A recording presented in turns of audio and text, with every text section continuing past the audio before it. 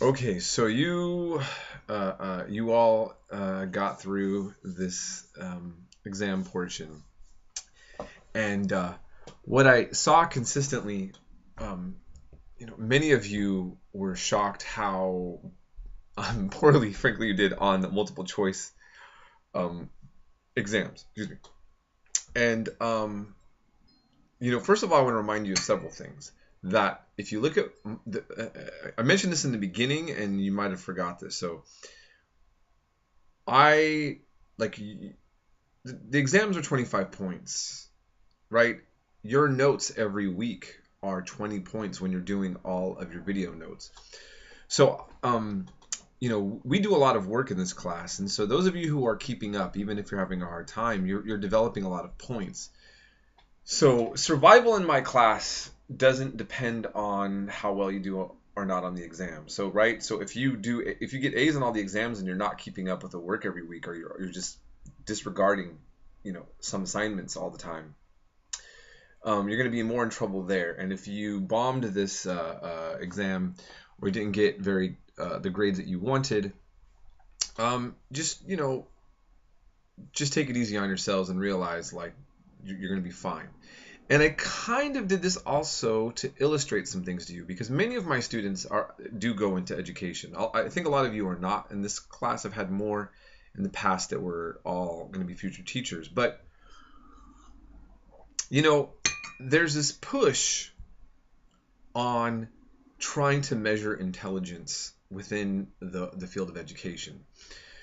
And so, right, all of us that go to school, we took multiple choice exams all the time. And even though you still do them in college a lot, in the bigger university setting, and when you do upper division, like well, at least for me in the field of history, I shouldn't speak for everybody else's fields, but I think most of my friends and I my friends have been philosophy majors or other branches of the humanities, are mainly doing papers.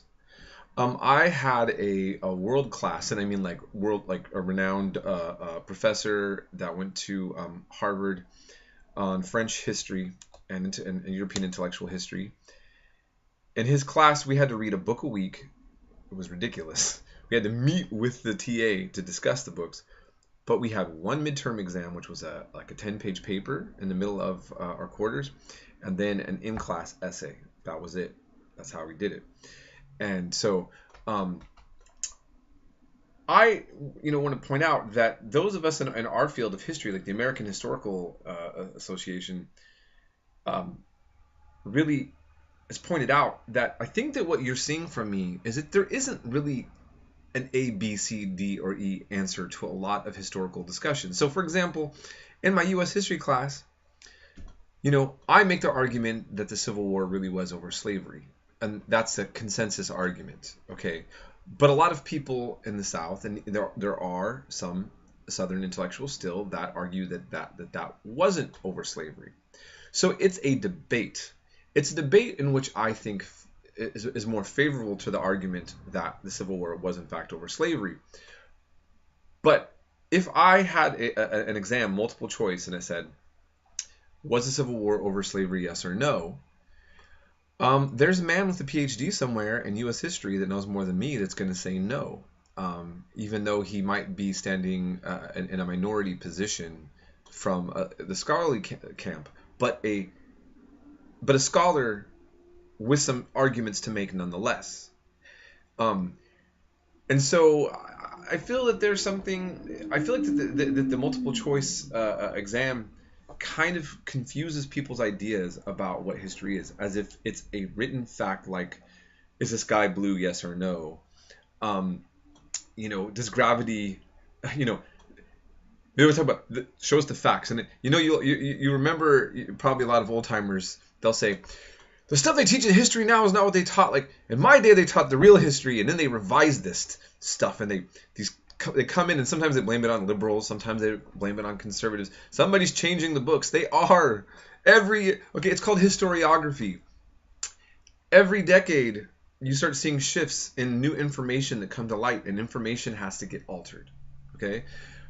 And it's not that the information we study doesn't have some solid groundedness. It's just that sometimes you have a court case like in law, right? And somebody looks guilty, and then there's this one piece of evidence, this new evidence that shows up several decades later, that totally blows our minds away, and we go, oh gosh, this person, the whole court case is totally now seen in a different light after the fact, right? Okay.